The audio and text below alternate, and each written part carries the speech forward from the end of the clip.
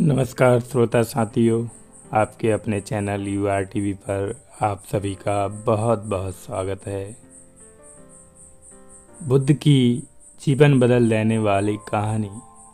चलिए आज सुनते हैं महात्मा बुद्ध की प्रेरक कहानी।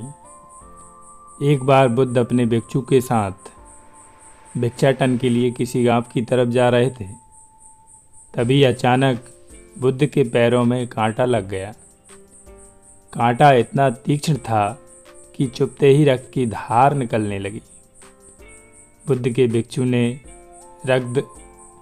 रक्त को रोकने के लिए एक कपड़ा फाड़कर बुद्ध के पैर में बांध दिया। इस घटना को कुछ लोग देख रहे थे जो कि बुद्ध से ईर्ष्या करते थे। उन्होंने बुद्ध से कहा कि हम तो तुम्हें परम ज्ञानी समझते थे, लेकिन दर्द को तुम भी सहन नहीं कर सकते हो। तुम पाखंडी हो और ये हमने सिद्ध कर दिया है। ये कांटे हमने ही बिछाए हैं। इस गांव में तुम्हारा स्वागत नहीं, तिरस्कार होगा। इस गांव में तुमको कोई भिक्षा नहीं मिलेगी। बुद्ध ने उन लोगों से अनुरोध किया कि कृपया करके मुझे इस गांव से भिक्षा लेने दो। बुद्ध के ईर्ष्यालुओं ने बुद्ध का उपहास बनाते हुए कहा कि अगर तुम्हें भिक्षाटन के लिए इस गांव में आना है तो तुम्हें अपने रक्त की बलिदान देनी होगी। तुमको इन कांटों के रास्ते से गुजरना होगा। भगवान बुद्ध ने उनकी चुनौती को स्वीकार कर लिया और कांटों के रास्ते पर चलने के लिए अपने कदम बढ़ाने लगे। बुद्ध मुस्कुराते हुए कांटों पर चलने लगे। बुद्ध के साहस को देखकर गांव वाले चकित रह गए। कुछ लोगों की आंखें फटी की फटी रह गईं।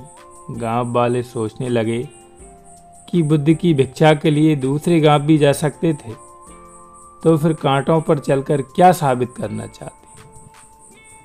गांव वाले बुद्ध के संदेश को इतनी जल्दी नहीं समझ पाए। यहाँ पर बात भिक्षा की नहीं बल्कि जीवन को बदलने की थी। गांव वालों की भीड़ में एक सुमित नाम का युवक था जो बुद्ध पर हो रहे अत्याचार को देखकर द्रवित हो गया। सुमित दौड़कर गया और बुद्ध के पैरों के सामने से कांटे को हटाने लगा। बुद्ध के ईर्ष्यालु सुमित को रोकने लगे और गांव से दाना पानी न देने की धमकी देने लगे। सुमित ने किसी की ना सुनी और कांटों को हटाते हुए बोला, हे भगवान, आप इन मुट्ठी भर लोगों के कारण अपने आप को कष्ट मत दीजिए। आप गांव में प्रवेश कीजिए। बहुत सारे लोग आपको भिक्षा देने के लिए आतुर हैं। बुद्ध ने सुमित को अपने पास बुलाया और आशीर्वाद देने लगे। सुमित पीछे हट गया। हे भगवान, आप मुझे छूकर अपने आप को अपवित्र और दूषित न करें। महात्मा बुद्ध ने कहा, तुम अपने आप को दूषित क्यों कहते हो? स्पर्श से कभी कोई दूषित नहीं होता। मनुष्य तो लोभ, लालच, घृणा, ईर्ष्या से दूषित होता है। तुम्हारे अंदर तो प्रेम भरा है। तुम दूसरों का सुख चाहते हो। तुम तो पवित्र हो। बुद्ध के बोल सुनकर कुछ लोग बोले, तुम तो अपने आप को बड़े ज्ञानी कहते हो। तुमको जाति का कोई ज्ञान नहीं है। तुम पाखंडी हो। बुद्ध बड़े ही शांत स्वभाव से कहते हैं, मानव से मानव की मानवता छीनना पाखंड की निशानी है। मुझे पाखंडी बोलकर यदि आपको संतोष मिलता है तो मेरे लिए दुख का कोई विषय नहीं है। कुछ लोग बुद्ध पर बरस पड़े, परंतु यह तो धर्मशास्त्र है, फिर यह पाखंड कैसे हुआ? बुद्ध कहते हैं, हमारी उत्पत्ति इस सृष्टि में हुई है। नदियों का पानी सभी को समान रूप से प्यास बुझाता है। खुले जंगलों की हवा भी भेदभाव नहीं करती है। खुला आसमान हमारे पिता के समान हमारी परवरिश करता है।